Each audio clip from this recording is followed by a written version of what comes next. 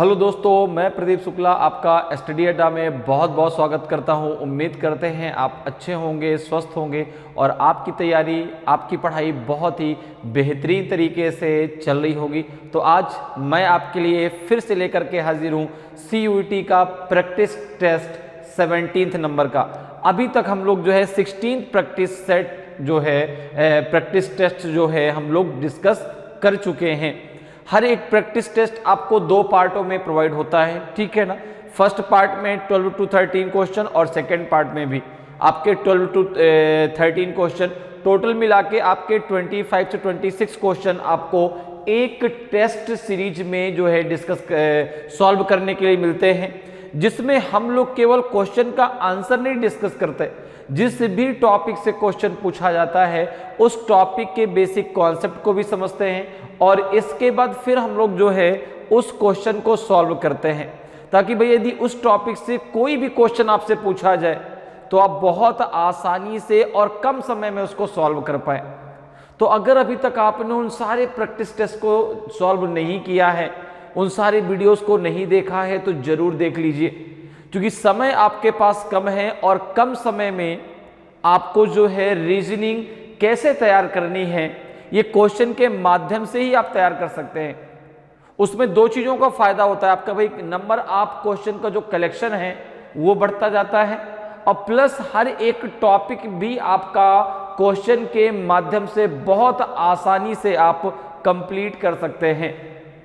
तो इसलिए जो है अगर अभी तक आपने भाई अब 15th प्रैक्टिस टेस्ट हम लोग ऐसे 16th प्रैक्टिस टेस्ट हम लोग जो है क्या कर चुके हैं, अभी तक कंप्लीट कर चुके हैं। अब एक में जो है अगर 2 पार्टों को आप एक मान के चलें तो टोटल जो है आपको 26 से 27 क्वेश्चन मिलते हैं। अब ये है आप यहां से मल्टीप्लाई कर लीजिए कितने क्वेश्चन अभी तक हम लोग डिस्कस कर चुके। अब जो है जो आपका CUT में जो जनरल टेस्ट का पार्ट आएगा उसमें रीजनिंग आएगी आपकी, उसमें रीजनिंग, मैथ और आपका जो है जनरल नॉलेज से रिलेटेड क्वेश्चन आएंगे। तीनों पार्टों से 25 क्वेश्चन होंगे, टोटल 75 होंगे और आपको करना होगा 60 क्वेश्चन 60 मिनट में करने हैं। तो रीजनिंग के जो 25 क्वेश्चन है वो आपको स्किप नहीं करने, ठीक है ना भाई। 15 क्वेश्चन आपको लेफ्ट करने हैं, वो किसी से भी आप कर सकते हैं, लेकिन रीजनिंग का एक भी क्वेश्चन आपको लेफ्ट नहीं करना। बस जितने भी मैंने प्रैक्टिस टेस्ट आपको कराए उतने कर लीजिए, एक भी क्वेश्चन आप लेफ्ट नहीं करेंगे, ये वादा है आपसे मेरा, बिल्कुल 100%। तो चलिए आज क्लास को स्टार्ट करते हैं। आज की क्लास भी बहुत ही धमाकेदार क्लास होने वाली है। आज भी मैं आपके लिए बहुत ही धमाकेदार क्वेश्चन लेकर के आया हूं। आज भी हम लोग जिस भी टॉपिक से क्वेश्चन पूछा जाएगा उस टॉपिक को डिस्कस करेंगे, उसके बेसिक कॉन्सेप्ट को समझेंगे और फिर क्वेश्चन को सॉल्व करेंगे। तो चलिए आज क्लास को स्टार्ट करते हैं और आज की क्लास का जो पहला क्वेश्चन है वो आपके सामने है। सबसे पहले क्वेश्चन को रीड करते हैं और फिर देखते हैं क्वेश्चन का आंसर भाई क्या निकल करके आएगा। तो देखिए क्वेश्चन है आपका कि select the related word from the given option, दिए गए विकल्पों में से संबंधित शब्द का चयन कीजिए।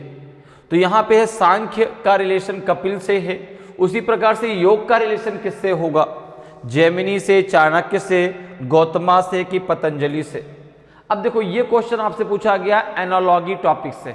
किस टॉपिक से पूछा गया, तो ये जो क्वेश्चन है ये पूछा गया आपका एनालॉजी टॉपिक से, ठीक है ना। एनालॉजी टेस्ट अर्थात जिसे हिंदी में हम बोलते हैं सादृश्यता परीक्षण। हिंदी में हम क्या बोलेंगे इसको, सादृश्यता परीक्षण। एनालॉजी टेस्ट हम 3 टाइप में पढ़ते हैं।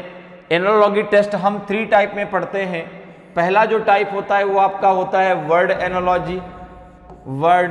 एनालॉजी, दूसरा होता है आपका नंबर एनालॉजी, ठीक है ना, और तीसरा होता है आपका जो है अल्फाबेट एनालॉजी। शब्द सादृश्यता, संख्या सादृश्यता और जो है अक्षर सादृश्यता, ये 3 टाइप से आप एनालॉजी को पढ़ते हैं। ये क्वेश्चन जो पूछा गया है वो आपका वर्ड एनालॉजी से पूछा गया, अर्थात शब्द सादृश्यता से पूछा गया है।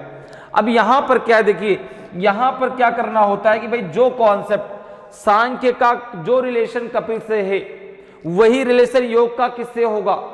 जैसे एक तराजू, उसके दो पलड़े हैं, तो दोनों पलड़े बराबर होने चाहिए।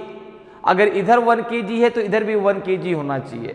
अर्थात जो कॉन्सेप्ट आपका इधर लगेगा सेम वही कॉन्सेप्ट आपका इधर लगेगा। ठीक है ना, कह सकते हैं ये बीच में जो सिंबल लगा ये इक्वल्स के लिए लगता है कि भाई जो रिलेशन सांख्य का कपिल से वही रिलेशन योग का किससे होगा। तो आपने कहा बहुत सिंपल सी बात है। देखिए अब इसमें क्या हो, देखो वर्ड एनालॉजी में आपको शब्दों का थोड़ा बहुत ज्ञान होना चाहिए, कुछ थोड़ा बहुत आपको जो है हिस्ट्री की चीजों का कुछ भी पूछ सकता है, हिस्ट्री पूछ सकता है, ज्योग्राफी पूछ सकता है, कुछ भी पूछ सकता है वहां पर। ठीक है ना, तो वहां पर थोड़ा बहुत आपको जो है वर्ड शब्दों के बारे में नॉलेज होना चाहिए, तो आप आसानी से कर सकते हैं। जैसे यहां पर देखिए अगर हम बात करें तो जो सांख्य है, जो सांख्य है, ठीक है ना, ये जो है किसने लिखा है, सांख्य शास्त्र लिखा है कपिल मुनि ने। कपिल मुनि के द्वारा ये लिखा गया है सांख्य शास्त्र।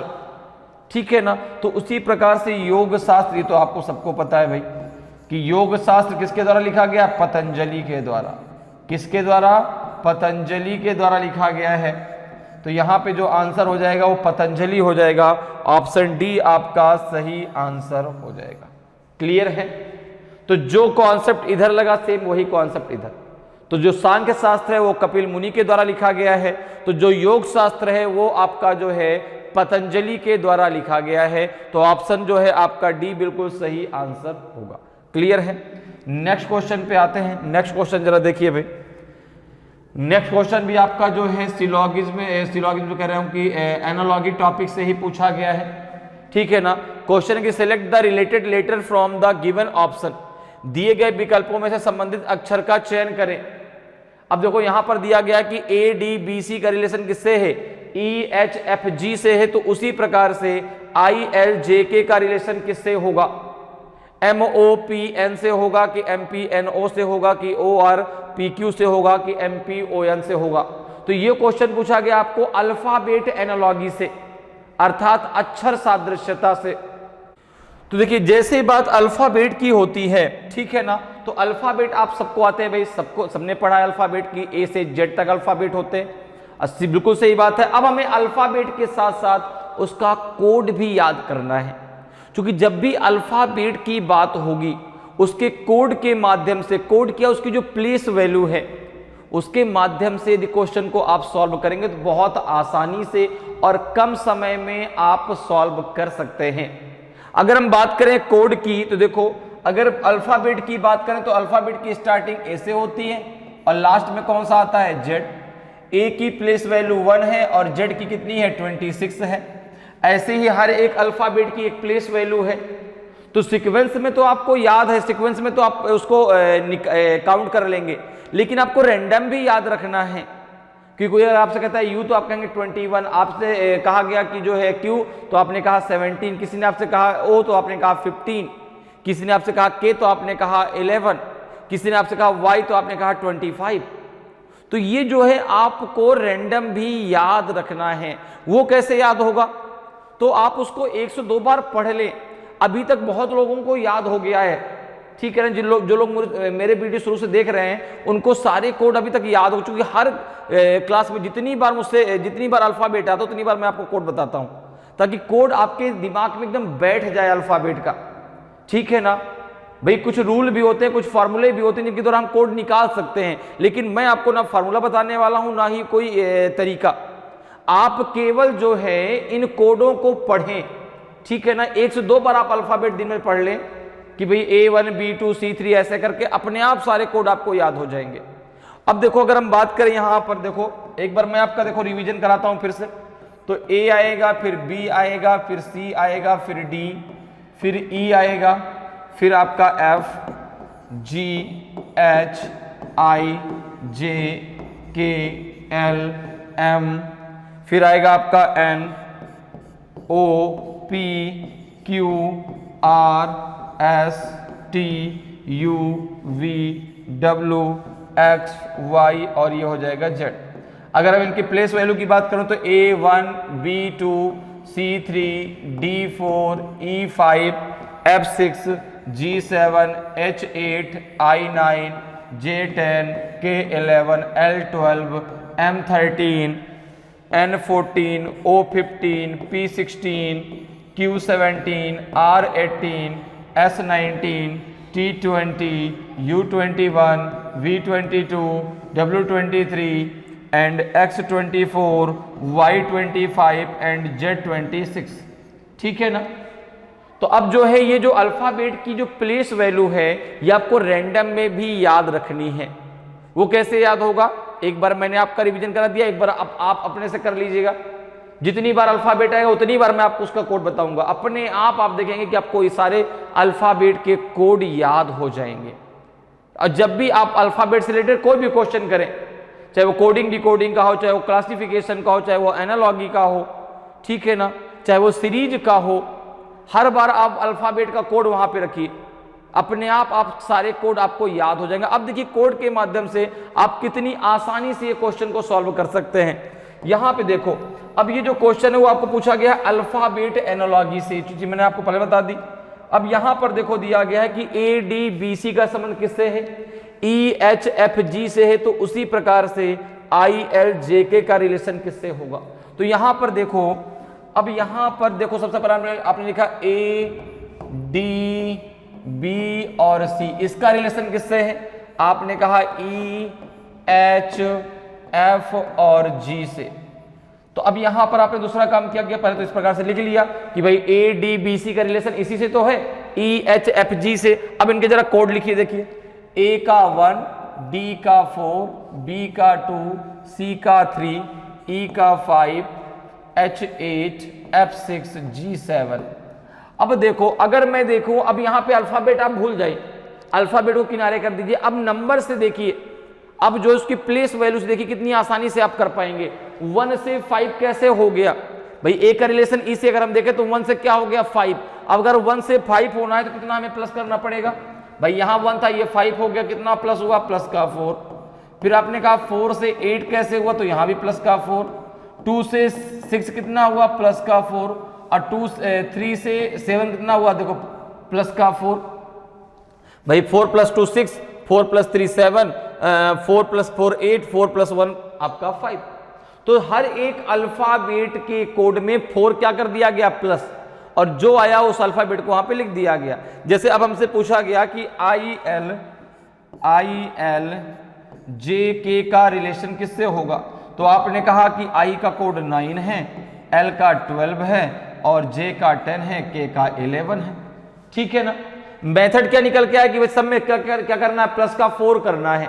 तो जरा सब में प्लस का 4 करिए, तो 9 + 4 हो जाएगा 13, और 13 होता है एम का कोड।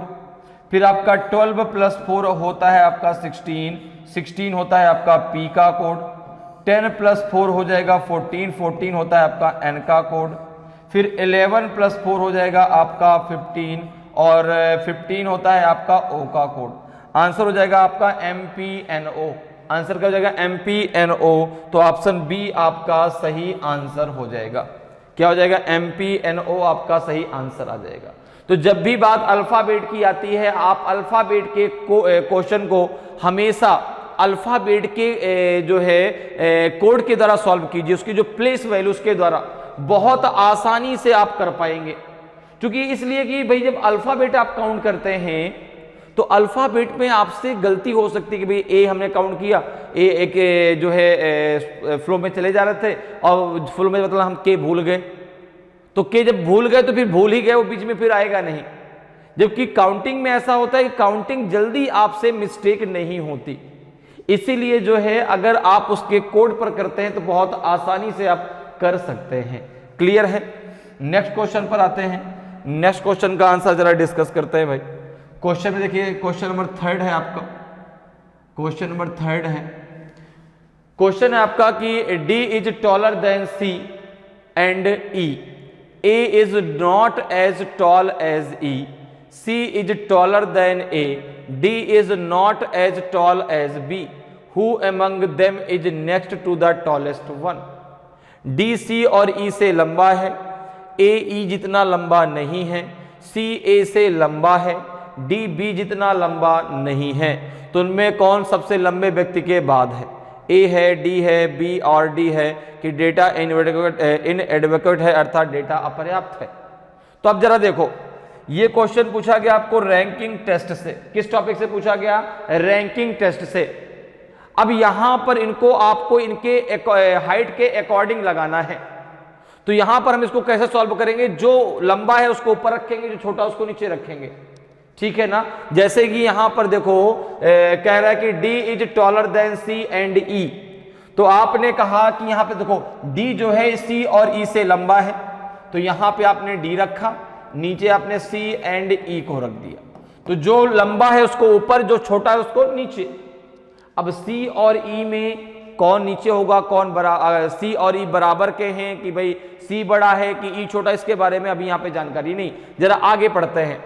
अगर E is not as tall as E, A जो है E जितना लंबा नहीं है, अर्थात E से छोटा है, ठीक है ना। अर्थात जो है जो A है वह E से क्या है? छोटा है, E से छोटा है। फिर आगे कह रहा है कि C is taller then A, C जो है वह A से क्या है? लंबा है। C जो है वह A से लंबा है। बात समझिएगा, A जितना भाई E जितना लंबा नहीं, अर्थात E A से लंबा है। और फिर दूसरी लाइन कह रही कि भाई C जो है वह A से लंबा है, तो C जो है वह A के ऊपर बैठेगा, ठीक है। अब देखो आगे क्या कह रहा है कि D is not as tall as B, D जो है वह B जितना लंबा नहीं है, अर्थात जो D है वह B से क्या होगा? छोटा होगा। जो D है वह B से क्या होगा? छोटा होगा। अब आगे देखिए लास्ट में क्या कह रहा है कि who among them is next to the tallest one. अब देखो अगर इन सब को हम मिला लें तो जो D है D किससे लंबा है? तो आपने कहा C और E दोनों से लंबा है। D से लंबा कौन है? तो आपने कहा B है। अच्छा, E और C दोनों A से लंबे हैं, E और C दोनों A से लंबे हैं। भाई देखो C भी A से लंबा है और E भी A से लंबा है, तो ये दोनों A से लंबे, लेकिन इन दोनों की पोजीशन क्लियर नहीं है कि C जो है E के बराबर बैठेगा कि C जो है E के ऊपर बैठेगा, क्योंकि C और E के बारे में कोई जानकारी नहीं दी गई। तो इस प्रकार से ये आपका बनके तैयार होगा कि सबसे लंबा कौन है? आपका B, उसके बाद कौन है? आपका D, फिर C और E में कौन लंबा है? ये क्लियर नहीं है। और सबसे लास्ट में क्या होगा? सबसे छोटा कौन होगा? A। सबसे छोटा, सबसे शॉर्टर A होगा, ये तो क्लियर है, क्योंकि यहां पर देखो जो C है वो भी A से लंबा है, जो E है वो भी A से लंबा है, ठीक है ना। तो ये दोनों A से लंबे हैं, ठीक है ना। तो यहां पर सबसे छोटे की अगर बात होती तो आपका आंसर A होता, लेकिन यहां पे क्वेश्चन कह रहा है कि who among them is next to the tallest one. तो सबसे टॉलेस्ट कौन है? B। उसके बाद अगला कौन है? D। उसके बाद अगला कौन है? D। तो आंसर B आपका सही आंसर हो जाएगा। सबसे टॉलेस्ट है आपका B, उससे अगला कौन है? D। तो जो ऊपर, जो लंबा उसको ऊपर, जो छोटा उसको नीचे। इस प्रकार से आप जो है बहुत आसानी से जो है ऐसे क्वेश्चनों को सॉल्व कर सकते हैं। अगर इनको जो है असेंडिंग ऑर्डर में लगाना होगा तो आप नीचे से ऊपर की तरफ लगाएंगे, डिसेंडिंग ऑर्डर में ऊपर से नीचे की तरफ, क्योंकि असेंडिंग ऑर्डर मतलब बढ़ते क्रम, मतलब छोटे से बड़े की तरफ, और डिसेंडिंग ऑर्डर मतलब घटते क्रम, बड़े से छोटे की तरफ। क्लियर है? तो यहां पे हमसे पूछा गया दूसरा कौन है, तो आंसर डी आपका सही आंसर हो जाएगा। अगले क्वेश्चन पे आते हैं। अगला क्वेश्चन देखिए भाई, क्वेश्चन नंबर 4 है आपका। क्वेश्चन नंबर 4 कह रहा है कि in a certain code language PRINT print is written as RUMSZ, how will drink be written in that code language. एक निश्चित कोड भाषा में प्रिंट को RUMSZ लिखा जाता है, तो उसी कोड भाषा में ड्रिंक को कैसे लिखा जाएगा। अब आपको बताना कि भाई कौन सा ऑप्शन आपका सही आंसर होगा। तो ये क्वेश्चन आपसे पूछा गया कोडिंग डिकोडिंग से, और कोडिंग डिकोडिंग की जैसे ही बात आती है तो बात होती है अल्फाबेट की, और जैसे ही बात होती है अल्फाबेट की तो बात होती है A to Z की, और जैसे ही बात होती है A to Z की तो बात होती है 1 to 26 की। तो मैंने अभी आपको सारे कोड रिवाइज कराए हैं, A1 B2 C3 D4 E5 F6 G7 H8 I9 J10 K11 L12 M13 N14 O15 P16 Q17 और फिर R का R18, S19, T20, U21, V22, फिर आपका W23, X24, Y25 and Z आपका हो जाएगा 26। अब देखिए आप जो है कोडिंग डिकोडिंग को भी, जब मैंने कहा ना जब भी अल्फाबेट की बात होगी आप अल्फाबेट के क्वेश्चन को हमेशा उसके कोड के द्वारा सॉल्व करिए, बहुत आसानी से और कम समय में आप सॉल्व कर सकते हैं। तो देखिए जो है यहां पर जैसे कहा गया है कि भाई प्रिंट को किस में डिकोड कर दिया गया है, RUMSZ में। तो यहां से सबसे पहले आप मेथड निकालेंगे। क्या निकालेंगे? मेथड। आखिर जो है क्या भाई यहां पे मेथड लगा है कि प्रिंट जो है इसमें डिकोड कर दिया गया, जो मेथड निकलेगा वही सेम मेथड आपको ड्रिंक में लगाना है, ठीक है ना। तो अब यहां पर देखो मेथड हम कैसे निकालेंगे, तो सबसे पहले इसको इस प्रकार से लिख लेना है PRINT, प्रिंट। अब देखो प्रिंट को क्या लिखा गया, RUMS एंड यहां पे आ जाएगा Z। अब देखिए यहां पे क्या करना है, इस प्रकार से आपने लिख लिया, प्रिंट को इसमें डिकोड कर दिया गया है, हर एक अल्फाबेट के नीचे हमने हर एक अल्फाबेट लिख लिया। अब इसके हम हर एक अल्फाबेट के लिखेंगे कोड। जैसे यहां पर देखो P का कोड कितना है आपका 16, R18, I9, N14, T आपका 20, R18, U21, M13, S19 और Z आपका 26। लिख लिया आपने कोड। अब देखो यहां पर आपको देखना है कि भाई सबसे पहले हम क्या मेथड, कैसे मेथड निकालेंगे।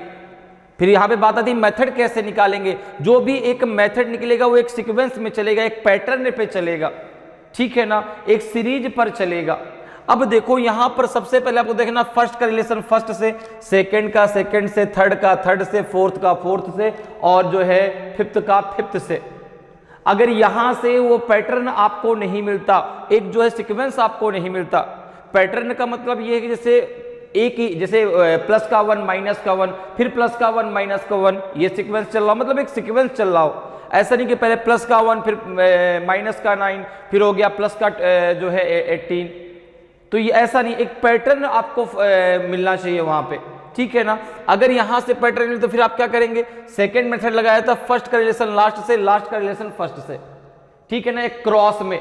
अगर यहां से भी नहीं मिलता तो फिर हम लगाते हैं जो है इन जितने लेटर इनको आपस में ग्रुप में बांट दे और ग्रुप में बांट करके देखें, ग्रुप में डिवाइड करके देखें कि वहां पर जो है ऐसा तो नहीं दो दो ग्रुप बनाया गया हो और वहां पर जो है कुछ कोई ऐसा सीक्वेंस लगा हो।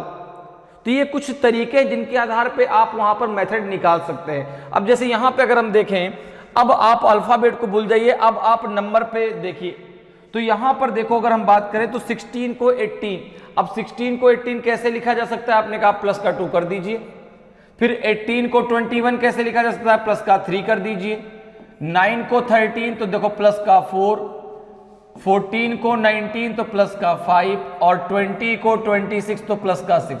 अब देखो इसी मेथड से आपको एक सीक्वेंस मिल गया। अब अगर आगे अल्फाबेट पूछा होता तो क्या होता, प्लस का 7 प्लस का 8। अब आगे मतलब एक सीक्वेंस पता वहां पे लगना चाहिए, एक पैटर्न मिलना चाहिए, ताकि आपको अगर अगला अल्फाबेट आपसे पूछा तो आपको सोचना पड़े इसमें क्या हम प्लस करें, ठीक है ना। अब जैसे हमसे पूछा गया ड्रिंक का क्या होगा, ठीक है ना, हमसे पूछा गया ड्रिंक DRINK, तो आपने कहा डी का कोड कितना है, डी का कोड है 4, R का 18, I का 9, N14 एंड K 11, ठीक है ना। मेथड क्या है, स्टार्टिंग है प्लस के 2 से, तो 4 + 2 कितना हो जाएगा आपका 6 होता है F का कोड। फिर प्लस का 3 होगा, 18 + 3 21 होता है U का कोड। फिर प्लस का 4 होगा, 9 + 4 हो जाएगा 13 होता है M का कोड। फिर प्लस का 5 होगा तो 14 + 5 19 तो 19 होता है S का कोड, 19 होता है आपका S का कोड, तो यहाँ पे S आएगा। फिर यहाँ पे हो जाएगा प्लस का 6, कितना हो जाएगा प्लस का 6, तो 11 + 6 हो जाएगा 17 होता है Q का कोड। तो देखो आंसर क्या हो जाएगा आपका FUMSQ, ऑप्शन नंबर बी आपका सही आंसर हो जाएगा, ऑप्शन नंबर बी आपका सही आंसर हो जाएगा। क्लियर है? तो इस प्रकार से आप जो है कोडिंग डिकोडिंग क्वेश्चनों को बहुत आसानी से सॉल्व कर सकते हैं। तो जब भी बात अल्फाबेट की आती है, अल्फाबेट के क्वेश्चन को हमेशा आप उसके कोड के द्वारा सॉल्व करिए, बहुत आसानी से और कम समय में आप सॉल्व कर सकते हैं। क्लियर है? नेक्स्ट क्वेश्चन पे आते हैं। देखिए नेक्स्ट क्वेश्चन है आपका 5th नंबर क्वेश्चन है। क्वेश्चन देखिए पहले रीड करते हैं, क्वेश्चन क्या कह रहा है भाई, क्या आपसे पूछा गया है। क्वेश्चन कह रहा है कि arrange the given word in the sequence in which they acquire in the dictionary. दिए गए शब्दों को शब्दकोश में आने वाले क्रम में व्यवस्थित करें। अब देखिए यहाँ पे कुछ आपको ये वर्ड दिए गए हैं, जैसे पहला दिया गया आपको PRECINCT, दूसरा दिया गया है PRECEDE, तीसरा दिया गया है PRECEPT और चौथा दिया गया है PREACH। अब आपको इनको एक सीक्वेंस में लगाना जिस प्रकार से ये डिक्शनरी में आते हैं, ठीक है ना, जो अल्फाबेटिकल डिक्शनरी होती है उसमें जिस प्रकार से आते हैं। आप कोई वर्ड अगर जो है डिक्शनरी में खोजते हैं तो सबसे पहले ए वाला मिलता है, फिर बी, फिर सी, फिर डी।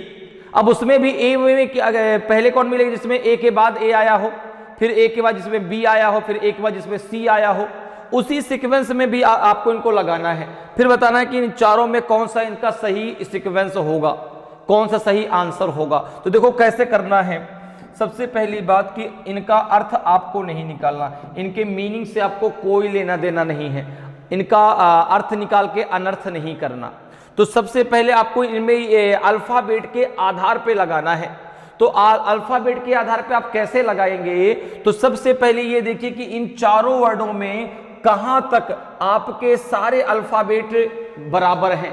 तो आपने कहा देखो इसमें भी PRE आया है, इसमें भी PRE आया है, इसमें भी PRE आया है, इसमें भी PRE आया है। तो जहां तक कॉमन है वहां तक पहले उनको हटा दीजिए।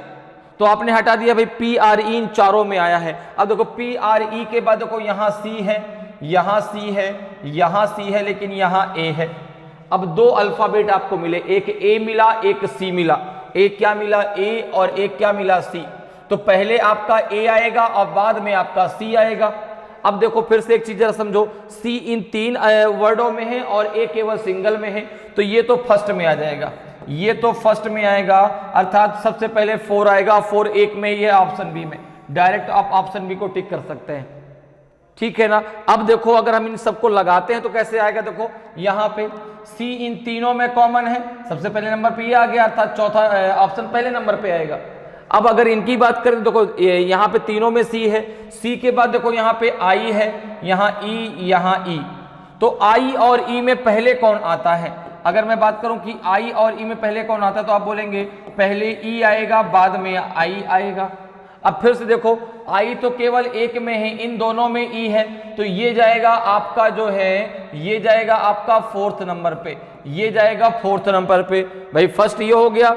अब देखो आपका I केवल एक में है, E 2 में है, तो E पहले आएगा, I बाद में आएगा, तो I वाला जो है वो 4th नंबर पे जाएगा। अब इन दोनों को चेक कर लो, E के बाद देखो यहाँ पे D है, यहाँ पे P है, तो पहले D आएगा, अर्थात ये सेकंड पे आएगा, और फिर लास्ट फिर आपका P आएगा, तो ये 3rd पे आएगा।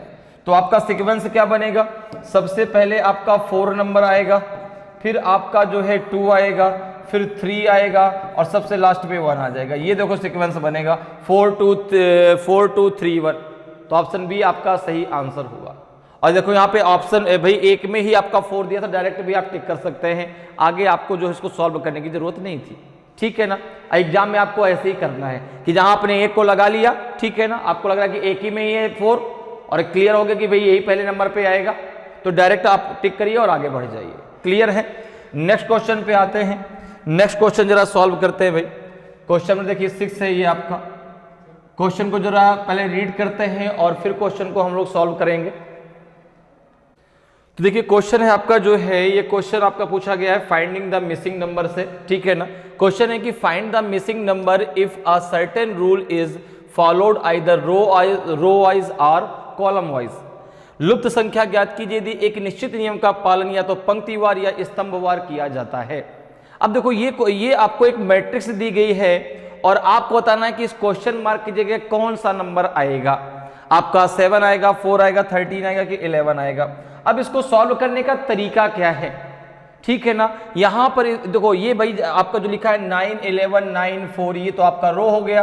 कॉलम की बात करें तो कॉलम वाइज ही हो जाएगा 9 3 4 48, ठीक है ना। तो अब यहां पर आपको ये चीज ध्यान देनी, चाहे इसको रो वाइज सॉल्व करें चाहे कॉलम वाइज, जो रूल लगेगा वो सब में सेम लगेगा। तो अब एक बात दिमाग में आती है, सर किधर जो है हम अपना ध्यान केंद्रित करें, रो वाइज में करें कि कॉलम वाइज में करें। तो भाई जिधर आपको बड़ा नंबर दिख रहा है, जैसे यहां पे देखो 9 है 3 है 4 है 48 है, तो यहां पे अब कॉलम वाइज आप इसको देख सकते हैं। और कॉलम वाइज में इस बात को ध्यान देना कि चारों कितने कॉलम है, देखो 1 2 3 4, चारों में सेम रूल लगना चाहिए, समान नियम चारों में लगेगा। तो यहां पे अगर हम देखें, अगर हम इसको कॉलम वाइज लेके चलते हैं, ये देखो फर्स्ट कॉलम, ये सेकंड, ये आपका थर्ड और ये आपका फोर्थ। अब इन तीनों को 9 3 और 4 को हमें सॉल्व करना है और हमें 48 लाना है।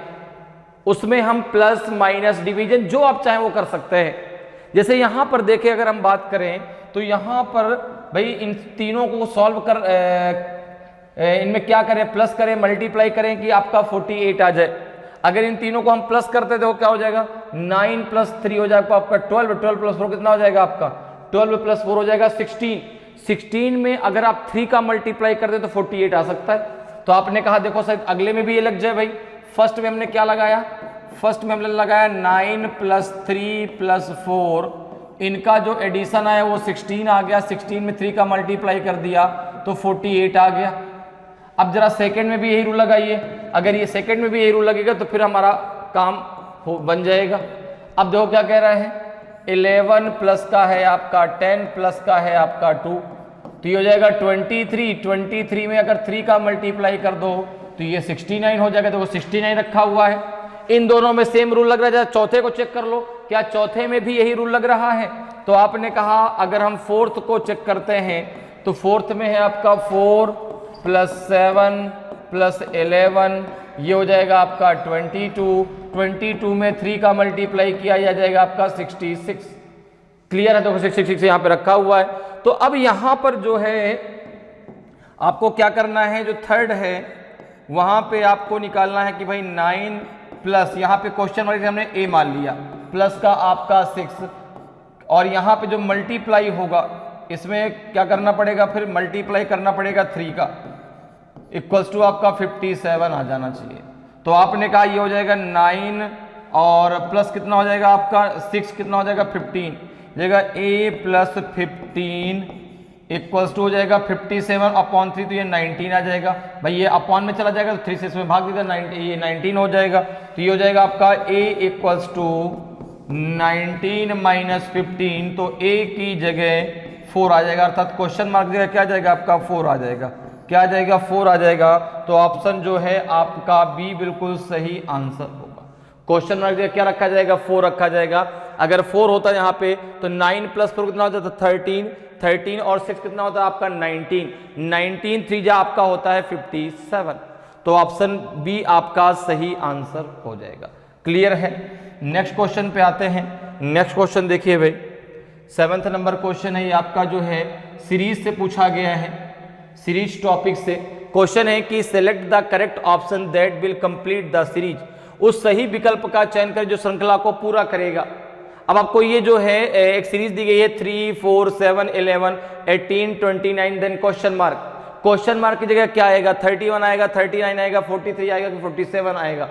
तो अब देखो अगर हम बात सीरीज की करते हैं, अगर हम बात सीरीज की करते हैं, ठीक है ना, तो 2 तरीके से हम सीरीज पढ़ते हैं, 2 तरीके से सीरीज पढ़ते हैं। एक आपकी नंबर सीरीज और एक हम पढ़ते हैं अल्फाबेट सीरीज। और जब भी बात अल्फाबेट की आती है तो बात होती है A to Z की, ठीक है ना, और A to Z की जब बात आती है तो बात होती है 1 to 26 की। तो 2 प्रकार से सीरीज पढ़ते हैं, नंबर सीरीज और अल्फाबेट सीरीज, ठीक है ना। अल्फाबेट सीरीज में भी आपके 2 टाइप होते हैं, एक आपका जो है कैपिटल लेटर सीरीज और एक होता है small letter series. Small letter series को हम रिपीटेड सीरीज भी कहते हैं। तो जब कैपिटल लेटर सीरीज की बात होती है तो वहां पर हम उसके कोड के द्वारा उसको सॉल्व करते हैं, लेकिन जब स्मॉल लेटर सीरीज आती है अर्थात रिपीटेड सीरीज की जब बात होती है तो वहां पर हम कोड की बात नहीं करते। ठीक है ना। तो यहां पर जैसे ये देखो क्वेश्चन पूछा गया आपसे नंबर सीरीज से, सीरीज है आपका कि 3, 4, फिर आपका है 7, फिर है 11, फिर है 18, फिर है 29, फिर आपको बताना है कि यहां पर क्या आएगा। सीरीज का मतलब एक पैटर्न फॉलो होना चाहिए, ठीक है ना, एक क्रम चलना चाहिए। जैसे यहां पर देखो, अगर हम देखें तो यहां पे आपको दिख रहा है, बहुत सिंपल सा क्वेश्चन आपसे पूछा गया है 3 और अगर हम 4 को जोड़ दें तो कितना हो जाएगा आपका 7 हो जाएगा, 7 हो जाएगा। 7 और 4 को अगर हम जोड़ दें तो कितना हो जाएगा 11 हो जाएगा। 11 और 7 को अगर जोड़ दें तो आपका 18 हो जाएगा। 18 और 11 को अगर हम जोड़ दें तो 29 आ जाएगा, और 29 में 18 ऐड कर दीजिए, 29 प्लस आपका 18 कितना आ जाएगा, तो ये हो जाएगा आपका 17, 2 1 3 1 4, 47 आपका सही आंसर हो जाएगा। तो यहाँ पे 47 आ जाएगा, तो ऑप्शन डी आपका सही आंसर हो जाएगा। क्वेश्चन मार्क जगह क्या जाएगा आपका 47 आएगा। समझ में आया कैसे भाई? पहले जो है देखो 4 को 3 में जोड़ा गया 7, 7 को 4 में जोड़ा गया तो 11, 11 को 7 में जोड़ा गया तो 18, 18 में 11 जोड़ा गया तो आपका 29, तो 29 में आपका कितना जोड़ा जाएगा 18, तो 47। अब अगर आगे पूछते तो 47 और 29 जोड़ा जाएगा, फिर जो आएगा आगे आएगा उसमें 47 जोड़ा जाएगा। इस प्रकार से सीरीज जो है आगे बढ़ती हुई चली जाएगी। क्लियर है? नेक्स्ट क्वेश्चन पे आते हैं। देखिए नेक्स्ट क्वेश्चन आपका 8th नंबर क्वेश्चन है। नेक्स्ट क्वेश्चन है आपका, ये भी सीरीज से क्वेश्चन पूछा गया है, ये अल्फाबेटिकल सीरीज से क्वेश्चन पूछा गया है, ठीक है ना। क्वेश्चन है कि select the correct option that will complete the series, उस सही विकल्प का चयन करें जो श्रृंखला को पूरा करेगा। अब देखो यहाँ पे आपको अल्फाबेटिकल सीरीज से क्वेश्चन दिया गया है, BCD एंड फिर आपका CEG, फिर आपका DGJ, फिर आपका क्वेश्चन मार्क है, फिर FKP है। आपसे पूछा गया इस क्वेश्चन मार्क जगह क्या आएगा, ABCD में से कौन सा आपका सही आंसर होगा। तो देखो इसको करना कैसे है, तो अल्फाबेट की जब भी बात होती है हम अल्फाबेट के कोड के माध्यम से ही अल्फाबेट के क्वेश्चन को सॉल्व करते हैं। कोड की अगर बात करें तो भाई A1, B2, C3 और D4, E5, F6, G7, H8, I9, J10, K11, L12, M13, N14, O15, P16, Q17, R18, S19, T20, U21, V22 and W23, X24, Y25 and Z26। अब यहां पर देखो अगर हम सीरीज की बात करें तो कैसे हम सॉल्व करेंगे इसको, B का रिलेशन किससे देखेंगे, C से, C का D से, D का आपका जो है यहां पे आएगा इसका रिलेशन इससे, अर्थात इसमें जो आपको ये पूरा का पूरा एक अल्फाबेट दिए गए हैं, फर्स्ट का अगले फर्स्ट से, फिर इसका अगले फर्स्ट से, फिर यहां पे जो आएगा उसका इससे, फिर सेकंड का सेकंड से, इस प्रकार से देखेंगे। तो यहां पे जरा देखो अगर हम बात करें तो यहां पे है आपका B के बाद नेक्स्ट क्या है आपका यहाँ पे C, फिर नेक्स्ट क्या है आपका देखो D, फिर यहाँ पे क्या आएगा आपको बताना है। तो यहाँ पे अगर आप देखें तो देखो ये आपका 2 है, ये 3 है, ये 4 है, तो आपने कहा 2 + 1 आपका 3, 3 + 1 4, तो 4 + 1 हो जाएगा 5, तो यहाँ पे E आएगा, यहाँ पे E आएगा। अब देखो अगर यहाँ पे E आ जाएगा तो अगला आपका F होना चाहिए। देखो F यहाँ पर दिया भी गया है, F यहाँ पर दिया भी गया है, तो यहाँ पे ये 5 है और प्लस का 1, तो कितना हो जाएगा आपका 6। अब देखो सेकंड क्या है आपका C है, C के बाद यहाँ पे सेकंड क्या है आपका E, फिर यहाँ पे सेकंड क्या है आपका G, फिर यहाँ पे क्या आएगा और उसके अकॉर्डिंग फिर अगला आपका K आना चाहिए। तो यहाँ पे जरा देखो C की बात करें तो 3 है, E आपका 5 है, G आपका 7 है, 3 + 2 तो आपका 5, 5 + 2 तो आपका 7, तो 7 + 2 आपका 9 होना चाहिए, तो 9 यहाँ पे I आना चाहिए। और 9 में जब हम प्लस का कितना करेंगे 2, ये 9 है, ये प्लस का 2 जब करेंगे तो यहाँ पे आना चाहिए आपका K, और देखो K यहाँ पे दिया गया है, K आपका यहाँ पर दिया गया है, तो आपका I भी बिल्कुल सही है। अब अगर हम बात करें चूंकि ये आपका 11 हो, K का कोड कितना होता है 11। अब यहाँ पे हम देखो अगर D की बात करें तो D है, D के बाद फिर क्या है आपका G है, फिर यहाँ पे क्या है आपका J है, फिर यहाँ पे क्या है आपका क्या आएगा आपको बताना है, फिर आगे यहाँ पे जो है आपका क्या है P है। तो यहाँ पे जरा देखो अगर हम बात करते हैं तो क्या आएगा, देखो D का कोड 4, ये आपका G7, J10, तो देखो 4 + 3 आपका 7, 7 + 3 आपका 10, 10 + 3 आपका 13, तो यहाँ पे M आ जाएगा। और 13 + 3 आपका 16, तो यहाँ देखो P आपका रखा हुआ है, तो यहाँ पे क्या आ जाएगा आपका EIM, क्या आया आपका EIM, क्या आ जाएगा आपका आंसर EIM। देखो ऑप्शन में दिया गया, बिल्कुल दिया गया, बी ऑप्शन आपका सही आंसर हो जाएगा। तो इस प्रकार से आप कोड के माध्यम से, अब अगर अगला होता तो क्या होता, प्लस का 4 होता, देखो प्लस का 1 प्लस का 2 प्लस का 3, अगला अगर अल्फाबेट हो तो प्लस का 4 हो जाता। तो इस प्रकार से आप अल्फाबेट के कोड के माध्यम से बहुत आसानी से और कम समय में जो है अल्फाबेट से रिलेटेड हर क्वेश्चन को सॉल्व कर सकते हैं, चाहे वो आपका कोडिंग डिकोडिंग हो, चाहे एनालॉजी हो, चाहे सीरीज हो, चाहे क्लासिफिकेशन हो, कोई भी टॉपिक में अल्फाबेट की जहां पर बात होगी हमेशा उसके कोड के माध्यम से उसको सॉल्व करिए। तो आपको जो है, जैसे भाई अल्फाबेट में कहा ना कि अगर हम बात अल्फाबेट से भी आप कर सकते हैं, लेकिन अल्फाबेट में अगर काउंटिंग में प्रॉब्लम हो गई, अगर कोई एक अल्फाबेट मिस हो गया तो फिर पेपर टाइम में इतना ज़्यादा आप के ऊपर प्रेशर रहता है, इतना ज़्यादा डर रहता है कि उस डर में भाई टाइम बढ़ रहा है, क्वेश्चन कम हुए हैं, क्वेश्चन भी ज़्यादा करने हैं, तो उस टाइम के डर की वजह से फिर वो दोबारा लौट करके अल्फाबेट जो चला गया वो नहीं आता। काउंटिंग एक बार आपसे मिस्टेक कम होती है, ठीक है ना। चलिए आगे बढ़ते हैं, अगले क्वेश्चन पर आते हैं, अगले क्वेश्चन को सॉल्व करते हैं। क्वेश्चन नंबर 9 है ये आपका। क्वेश्चन नंबर 9 जो है आपका मैथमेटिकल ऑपरेशन टॉपिक से पूछा गया है। किस टॉपिक से पूछा गया है? Mathematical operation. क्वेश्चन है कि if P means multiply, R means division, M means minus and W means plus, then 20R 5W 12M 3P 4 equals to what. क्या आएगा यहाँ पर? 4 आएगा, 16 आएगा, 28 आएगा कि 52 आएगा। तो ये क्वेश्चन पूछा गया आपका मैथमेटिकल ऑपरेशन से। मैथमेटिकल ऑपरेशन में आपको क्या करना है, सबसे पहले उस सिंबल को, उस अल्फाबेट की जगह उस सिंबल को रखना है जिसका वो मीन है, जिसका वो अर्थ है, ठीक है ना। जैसे यहां पे देखो आर का अर्थ क्या है, तो आपने कहा आर का अर्थ है भाग, तो जहां पे आर लिखा है तो वहां पे आपको डिवीजन रखना है। जहां पे एम है तो एम का मीन्स क्या है आपका माइनस, वहां पे आपको माइनस रखना है। और फिर जो नया इक्वेशन बनेगा उसमें आपको लगाना है बॉडमॉस, और फिर बॉडमॉस के अकॉर्डिंग आपको उसको सॉल्व करना है। जैसे यहां पे अगर हम देखें तो आपका दिया गया है इक्वेशन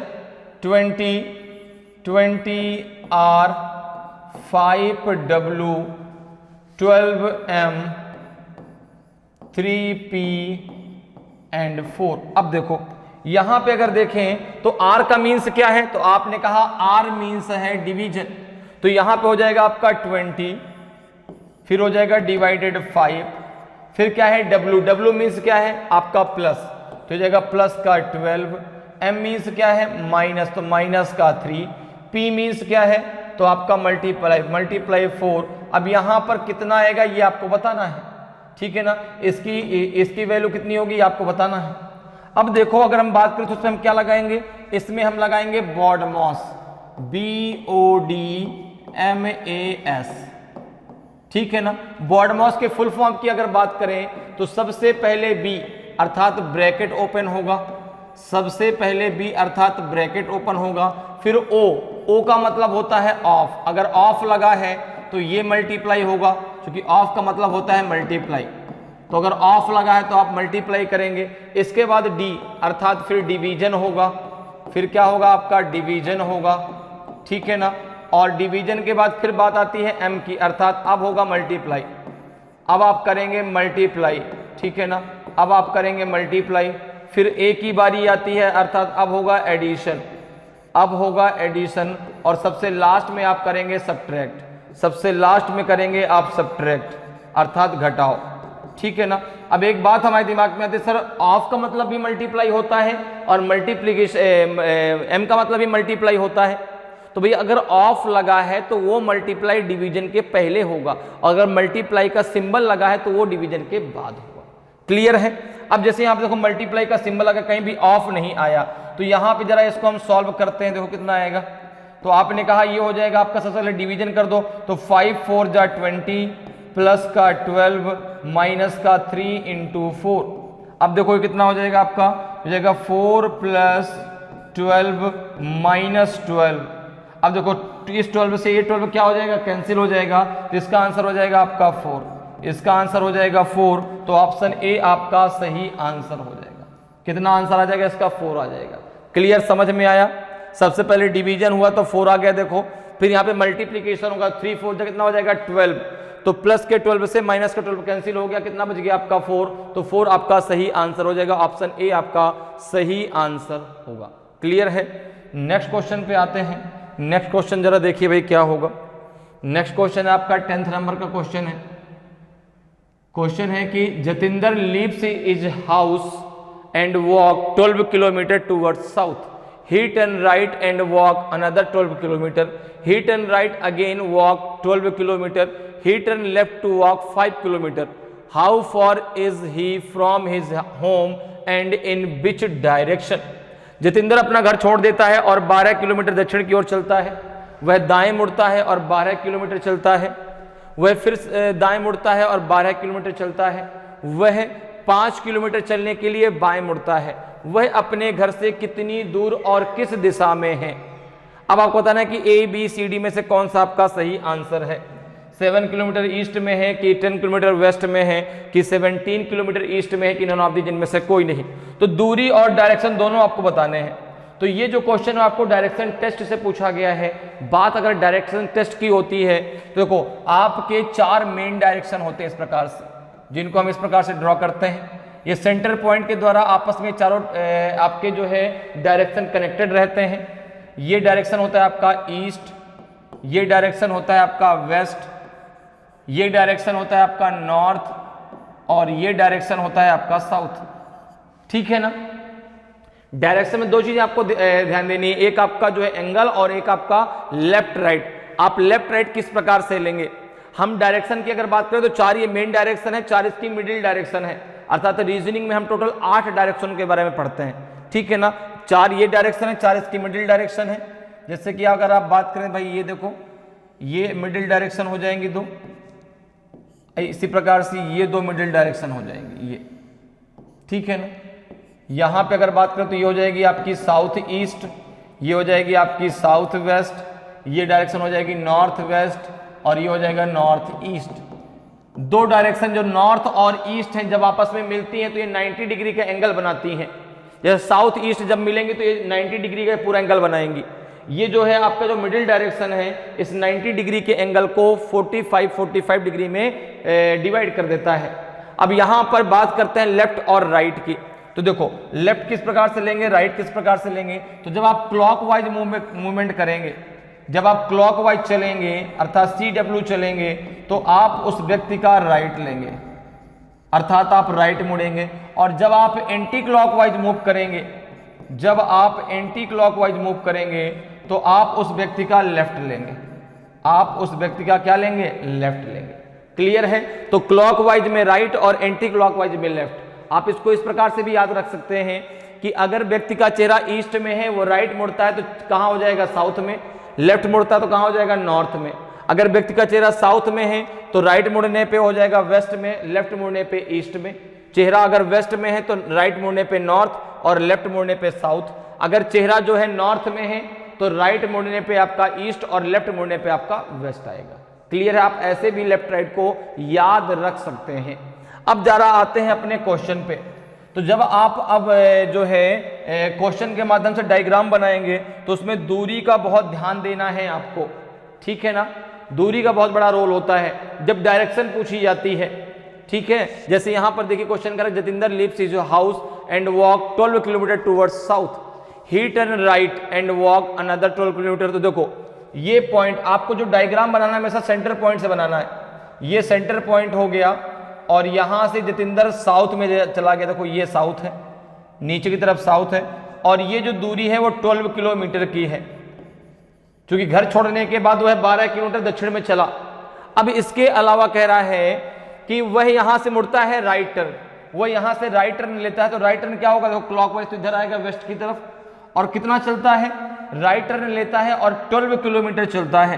तो यहां से वह चला, यहां से वह चला, यहां से वह चला और यहां पहुंच गया और ये दूरी भी कितनी है?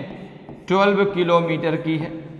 इसके बाद फिर से जो है यहां तक देखो बात कंप्लीट हो गई, यहां तक बात कंप्लीट हो गई। ये 12 किलोमीटर चल चुका और ये 12 किलोमीटर चल चुका। अब फिर से वह क्या टर्न लेता है? Right turn. और फिर चलता है वो 12 किलोमीटर।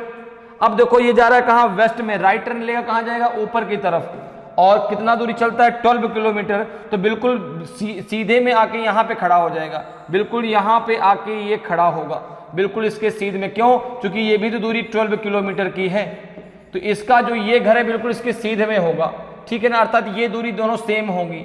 फिर कह रहा है कि ही टर्न लेफ्ट, अब वह लेफ्ट टर्न लेगा, अब वह लेफ्ट टर्न लेगा, तो लेफ्ट ये जा रहा है कहाँ, नॉर्थ में, एंटी क्लॉकवाइज। देखो ये हो जाएगा एंटी क्लॉकवाइज, और ये जो दूरी है वो है 5 किलोमीटर। लेफ्ट टर्न लेने का तो 5 किलोमीटर चलता है। तो ये डायग्राम बन के पूरा आपका कंप्लीट हो गया। अब देखो क्वेश्चन कह रहा है कि how for is he from him home and which direction. तो ये उसका घर था, ये उसका घर है, और यहां पर उसकी ये फाइनल पोजीशन है, ये उसकी फाइनल पोजीशन है, ये उसकी फाइनल पोजीशन है। तो पूछ रहा है कि भाई वो जो है अपने घर से, ठीक है ना, अपने घर से कितनी दूरी और किस डायरेक्शन में है। तो अगर हम बात करें, देखो तो ये तो बिल्कुल बराबर दूरी थी, ये बिल्कुल बराबर थी, तो भाई ये बिल्कुल एकदम सीधे में खड़ा है, अर्थात ये दूरी भी क्या है, बिल्कुल बराबर होगी, ठीक है ना। अगर हम डायरेक्शन की बात करते हैं, तो डायरेक्शन अगर हमें निकालना है तो हम यहाँ पे चारों डायरेक्शन खींच लेते हैं इस प्रकार से। तो देखो ये आपकी डायरेक्शन ईस्ट है, इधर की तरफ ईस्ट है, इधर की तरफ नॉर्थ है, ये साउथ है, ये वेस्ट है। तो वह अपने घर से वेस्ट डायरेक्शन में है, वह अपने घर से, भाई यहाँ पे उसका घर है, तो इधर की तरफ ईस्ट, इधर की तरफ वेस्ट, ऊपर की तरफ नॉर्थ, नीचे की तरफ साउथ। तो वह है किस डायरेक्शन में, वेस्ट। तो वह अपने घर से वेस्ट डायरेक्शन में है। अगर हम बात करें दूरी की, अगर हम बात करें दूरी की, आप इसको ए पॉइंट मान लो, इसको आप बी मान लो, और ये बीच वाले को आप सी मान लो।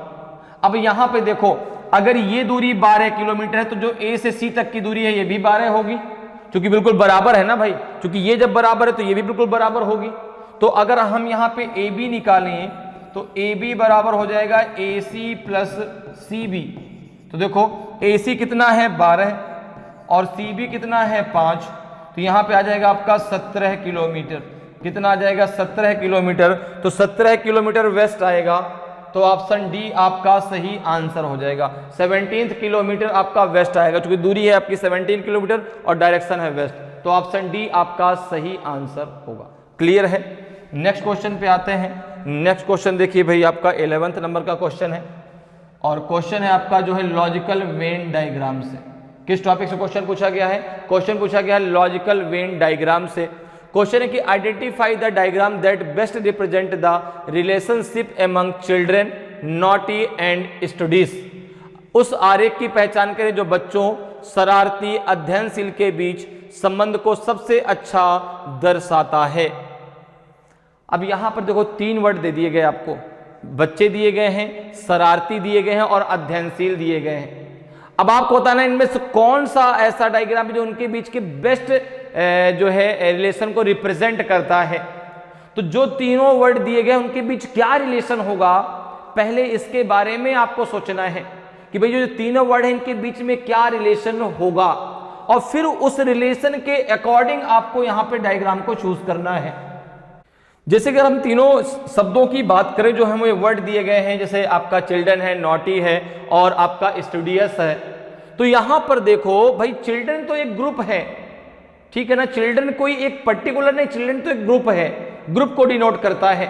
अब आप कहेंगे भाई कुछ बच्चे शरारती भी होते हैं, कुछ बच्चे अध्ययनशील भी होते हैं। अच्छा, कुछ बच्चे केवल अध्ययनशील होते, शरारती नहीं होते। कुछ बच्चे शरारती होते हैं, अध्ययनशील नहीं होते। कुछ बच्चे दोनों भी हैं कि भाई शरारती होने के साथ साथ वो अध्ययनशील भी है। लोग कहते हैं ना कि तुम्हारा बच्चा शरारत भी करता है लेकिन पढ़ाई के समय पढ़ता भी है। तो यहां पर देखो बच्चे, चिल्ड्रन तो एक आपका जो है ग्रुप है, चिल्ड्रन एक क्लास को रिप्रेजेंट करता है। अब उसमें से देखो कुछ की बात आ रही है। अगर मैं कहूं सभी बच्चे शरारती हैं तो आप कहेंगे नहीं, कुछ बच्चे तो बिल्कुल शांत रहते हैं, ना पढ़ाई करते ना जो है शरारत करते, एकदम शांत रहते हैं। तो कुछ बच्चे ऐसे भी तो होंगे जो अध्ययनशील तो होंगे लेकिन शरारती नहीं होंगे। कुछ बच्चे ऐसे भी होंगे जो शरारती तो होंगे लेकिन अध्ययनशील नहीं होंगे। और कुछ दोनों होंगे कि भाई शरारती भी हैं, अध्ययनशील भी हैं। और कुछ ऐसे भी बच्चे होंगे जो ना तो अध्ययनशील है ना तो शरारती, एकदम शांत है। तो आपने कहा ये सारी चीजें हो सकती हैं। तो यहां पर देखो कुछ की बात जब आती है, देखो ये सर्कल हो गया आपका चिल्ड्रन का, ये सर्कल हो गया आपका चिल्ड्रन का, ठीक है ना। अब आपने कहा कुछ बच्चे जो है शरारती होंगे और कुछ बच्चे जो है अध्ययनशील होंगे, ठीक है ना। अब देखो यहां पे ध्यान समझना, ये हो गया आपका नॉटी का सर्कल, नॉटी का सर्कल हो गया, ठीक है ना। ये हो गया आपका जो है नॉटी का सर्कल, और ये हो गया आपका स्टूडियस का अर्थात अध्ययनशील, ठीक है ना।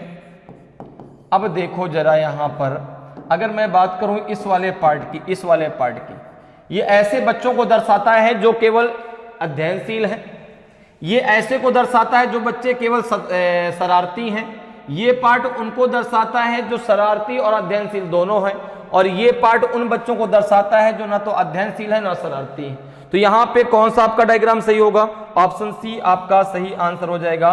सी में जो डायग्राम दिया गया है वो इनके बीच के बेस्ट रिलेशन को रिप्रेजेंट करता है। क्लियर है? नेक्स्ट क्वेश्चन पे आते हैं। नेक्स्ट क्वेश्चन जरा देखिए भाई, 12th नंबर आपका क्वेश्चन है, 12th नंबर क्वेश्चन है ये आपका जो है नॉन वर्बल रीजनिंग से क्वेश्चन पूछा गया है। किससे पूछा गया? नॉन वर्बल रीजनिंग से। क्वेश्चन है कि if a mirror is placed on the line MN then which of the following option is the right mirror image of the given figure। यदि एक दर्पण को रेखा MN पर रखा जाता है तो निम्नलिखित में से कौन सा विकल्प दी गई आकृति का सही दर्पण प्रतिबिंब है। अब देखिए ये आपको एक आकृति दी गई है, MN में एक दर्पण रखा गया है और आपको बताना कि इसका कौन सा सही आंसर आएगा, कौन सा सही दर्पण प्रतिबिंब आएगा। तो देखो अगर हम बात करें मिरर की, तो मिरर एक होता है, उसको रखने के दो तरीके होते हैं। एक मिरर इस प्रकार से रखा जाता है, इसे हम बोलते हैं वर्टिकल मिरर। जब मिरर इस प्रकार से रखा हो अर्थात तो वर्टिकल रखा हो, चाहे वो लेफ्ट साइड रखा हो चाहे राइट साइड रखा हो, ठीक है ना। तो ध्यान रखिएगा लेफ्ट से लेफ्ट बदलता है राइट से और राइट बदलता है लेफ्ट से। जब इस प्रकार से मिरर रखा जाता है तो लेफ्ट बदलता है राइट से, राइट बदलता है लेफ्ट से, लेकिन अप एंड डाउन में कोई भी चेंजमेंट नहीं होता, ठीक है। अर्थात ऊपर और नीचे का भाग नहीं बदलेगा, ठीक है ना, केवल लेफ्ट राइट बदलेगा, अप डाउन नहीं बदलेगा। और अगर मिरर इस प्रकार से रखा हो, हॉरिजेंटल रखा हो अर्थात जो है आपका क्षैतिज रखा हो, ठीक है ना। ये क्या रखा है आपका? ये वर्टिकल है, ये लंबवत रखा है, ये क्षैतिज अगर रखा हो तो ध्यान देना कि हॉरिजेंटल मिरर की इमेज और वाटर इमेज दोनों एक समान होते, दोनों में सेम रूल लगता है। तो यहां पे अगर मिरर ऐसा रखा है तो ध्यान दीजिएगा अप बदलेगा डाउन से, अप बदलेगा डाउन से और डाउन बदलेगा अप से, अर्थात ऊपर का भाग नीचे के भाग से और नीचे का भाग ऊपर के भाग से बदल जाएगा, लेकिन लेफ्ट राइट में कोई चेंजमेंट नहीं होता, लेफ्ट एंड राइट में कोई चेंजमेंट नहीं होता, ठीक है ना। अब यहां पर एक बात आती है, सर कोई भी मिरर वहां पर नहीं दिया गया तो क्या करेंगे? तो आप सबसे पहले बात करेंगे वर्टिकल मिरर की, ठीक है ना। अब देखो यहां पर जो मिरर है MN में वो आपका वर्टिकल रखा गया है, तो लेफ्ट राइट तो बदल जाएगा लेकिन अप डाउन नहीं बदलेगा, ठीक है ना। इस बात को ध्यान दीजिएगा। तो आपने कहा कि यहां पर जो है अगर हम देखें तो लेफ्ट राइट, अब देखो अगर हम मुंह की बात करें तो भाई अगर लेफ्ट राइट बदलेगा तो उसी प्रकार से दिखाई पड़ेगा। तो यहां पर आपको देखना है मेन चीज आपकी जो ये दोनों हैंड है, तो जब ये अब देखो इसको आप ऐसे भी समझ सकते हो, जो पास में है वो पास आएगा, जो दूर है तो दूर जाएगा। तो ये वाला पार्ट पहले आएगा, ये आपका दूर जाएगा, ये वाला पार्ट पहले आएगा और ये दूर जाएगा। तो सबसे पहले आप ये देखिए कौन सा आंसर नहीं हो सकता? आंसर बी तो हो ही नहीं सकता भाई, बी तो आंसर हो नहीं सकता, ठीक है ना। क्योंकि देखो बी में क्या है, अभी भी ये पार्ट इधर ही है, ठीक है ना। तो यहां पर आंसर बी तो हो नहीं सकता। अगर हम बात करें जो है ए की, तो आपने कहा कि ए जो है देखो ये आपका लेफ्ट राइट बदलेगा, ये पास में है तो पास, ये दूर है तो दूर जाएगा। तो आपने कहा कि आंसर आपका जो होगा वो ए होगा, आंसर जो होगा वो आपका ए होगा, ए आपका सही आंसर हो जाएगा, ठीक है ना। जो आपका सी है सी भी नहीं होगा, सी तो होगा ही नहीं। अगर हम बात डी की करें तो डी में देखो ये आकृति आपकी सही नहीं, ये भी नहीं होगा, ठीक है ना। तो यहां पे आपका कौन सा हो जाएगा? ए ही आपका सही आंसर होगा। क्लियर है? तो इस प्रकार से जो है आप मिरर और वाटर इमेज के क्वेश्चनों को बहुत आसानी से सॉल्व कर सकते हैं। नेक्स्ट क्वेश्चन पे आते हैं। नेक्स्ट क्वेश्चन देखिए आपका है ये भी आपका नॉन वर्बल रीजनिंग से पूछा गया, 13th नंबर का क्वेश्चन है। 13th नंबर का क्वेश्चन है आपका जो है कि a piece of paper is folded and cut as shows below in the given figure from the given option indicate how it will appear when open. कागज के एक टुकड़े को मोड़कर काट दिया जाता है जैसा कि नीचे दी गई आकृतियों में दिखाया गया है। दिए गए विकल्पों में से बताएं कि खोले जाने पर यह कैसा दिखाई देगा। अब देखिए यहां पर आपको एक जो है दिया गया है जो यहां पर कि किस प्रकार से पेपर को फोल्ड किया गया है और किस प्रकार से कट कर दिया गया है। आपको बताना कि जब इसको आप ओपन करेंगे, ठीक है ना, जब इसको पूरा का पूरा आप ओपन कर देंगे तो किस प्रकार से ये दिखाई देगा। तो डॉट इस चीज को दर्शाता है कि किस प्रकार से पेपर को फोल्ड किया गया, कहां से, और डायरेक्शन उसके जो ये एरो उसके डायरेक्शन को दर्शाता है कि किस डायरेक्शन में उसको फोल्ड किया गया है, ठीक है ना। डॉट ये दर्शाता है कहां से फोल्ड कर दिया गया और आपका जो एरो है वो ये दर्शाता है कि किस डायरेक्शन में फोल्ड किया गया। तो यहां पर देखिए जो है ये आपके पास एक A4 साइज का पेपर था, इसको आपने पहले यहां से इस प्रकार से फोल्ड कर दिया, ठीक है ना, ये पार्ट इसमें आपका फोल्ड हो गया, फिर इसको यहां से फोल्ड कर दिया गया, फिर इस प्रकार से इसको कट कर दिया गया।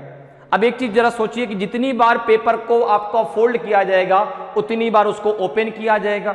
जो सबसे पहले फोल्ड होगा और सबसे लास्ट में ओपन होगा, और जो सबसे लास्ट में फोल्ड होगा और सबसे पहले ओपन होगा। अब जैसे यहां पर जो सबसे लास्ट में इसको फोल्ड किया गया तो सबसे पहले आपका यही तो ओपन होगा, सबसे पहले आपका ये ओपन होगा। तो जब यहां पर आप इसको इस प्रकार से देखो ओपन करेंगे, भाई यहां पे आपने इसको कट कर दिया, जब इस प्रकार से आप इसको ओपन करेंगे तो ये जो है, अब यहां पर देखिए कौन सा आपका आंसर सही हो सकता है। तो हम यहां पर देखते हैं, पहले जो आपका आंसर सही नहीं हो सकता जरा उसको चेक कर लें। जैसे एक चीज जरा सोचिए, जब आप इसको जो है इस प्रकार से पहले ओपन करेंगे तो भाई 4 सर्कल तो बीच में दिखाई पड़ेंगे, 4 सर्कल तो सब में है। अब बात हम करते हैं ट्रायंगल की, बात करते हैं जरा ट्रायंगल की। तो ट्रायंगल में जब आप इसको इधर की तरफ ओपन करेंगे इस प्रकार से, तो ये जो है आपको कुछ ऐसा ट्रायंगल यहां पे दिखाई पड़ेगा, इस प्रकार से कुछ ऐसा ट्रायंगल आपको दिखाई पड़ेगा यहां पर, ऐसा इस प्रकार से ट्रायंगल दिखाई पड़ेगा, ठीक है ना। ऐसा ट्रायंगल कुछ आपको दिखाई पड़े, ऐसा नहीं भाई देखो, जब यहां पे आप इसको फोल्ड करेंगे ना तो ये कुछ ऐसा दिखाई पड़ेगा आपको, इस प्रकार से दिखाई पड़ेगा, इस प्रकार से ऐसा, ठीक है ना, कुछ ऐसा ट्रायंगल दिखाई। भाई ऐसे करेंगे ना, देखो ऐसे आप इसको ओपन करेंगे तो ये चीज इधर को दिखाई पड़ेगी, बीच में यहाँ पे सर्कल भी आएगा, सर्कल तो 4 आपके बीच में रहेंगे ही रहेंगे। तो अब अगर हम देखें तो आपने कहा कि ए की अगर बात करें तो ए तो आंसर ही नहीं होगा, क्योंकि मिडिल में आना चाहिए, तो आपके जो है साइड में है। अगर हम बी की बात करें तो आपका देखो जो ये ट्रायंगल है ना, ये ऐसा दिखाई पड़ना चाहिए इसमें, इस प्रकार से, ये भी आंसर नहीं होगा। अब अगर हम सी और डी की बात करें तो देखो जब ये ट्रायंगल इधर ऐसा है तो जब आप इसको इधर पूरा का पूरा ओपन करेंगे तो ये ट्रायंगल आपको इधर ऐसा दिखाई पड़ेगा, इस प्रकार से। ये जो ऊपर वाला ट्रायंगल ये आपको इस प्रकार से दिखाई पड़ेगा, ठीक है ना, इस प्रकार से दिखाई पड़ेगा। तो ये 4 ट्रायंगल ऐसे दिखाई पड़ेंगे। तो ये देखो किस में दिया गया, ये दिया गया आपको ऑप्शन सी में। तो यहां पे आपका सी आपका सही होगा, डी आपका गलत, सी आपका सही आंसर हो जाएगा। क्लियर है। नेक्स्ट क्वेश्चन पे आते हैं।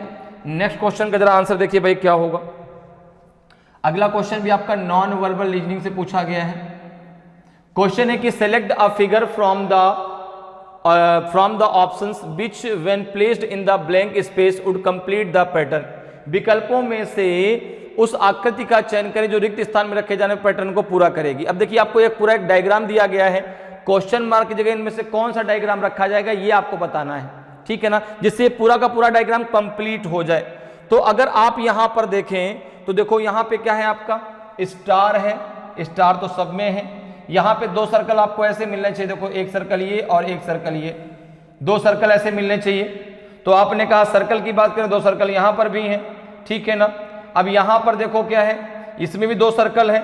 अब अगर इसमें अब देखो ये आकृति ऐसी आएगी इस प्रकार से, तो ये तो आंसर होगा ही नहीं ना, तो आंसर डी होगा भाई, चूंकि ये आकृति ऐसी नहीं ली जाएगी ना, ये आकृति इस प्रकार से ली जाएगी। तो अब ए और सी में कौन सा होगा देखो जरा।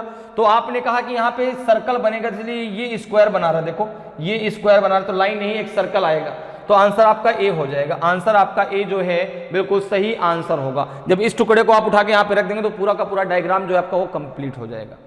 तो इस प्रकार से आप बहुत आसानी से रीजनिंग के क्वेश्चनों को सॉल्व कर सकते हैं। उम्मीद करते हैं कि आज की क्लास आपको बहुत अच्छे से समझ में आई होगी।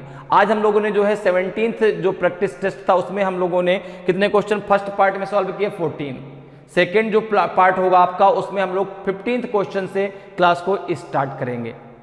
तो अगर आज की क्लास आपको अच्छी लगी हो, आज का वीडियो आपको अच्छा लगा हो और अभी तक आपने वीडियो को लाइक नहीं किया तो वीडियो को लाइक जरूर कर दें। अगर आप नए हैं और अभी तक आपने चैनल को सब्सक्राइब नहीं किया तो चैनल को सब्सक्राइब जरूर कर लें, ताकि आपको क्लास की जानकारी समय समय पर मिलती रहे और आपकी तैयारी बेहतरीन तरीके से चलती रहे। तो आज इतना ही, फिर मिलेंगे। जय हिंद, जय भारत।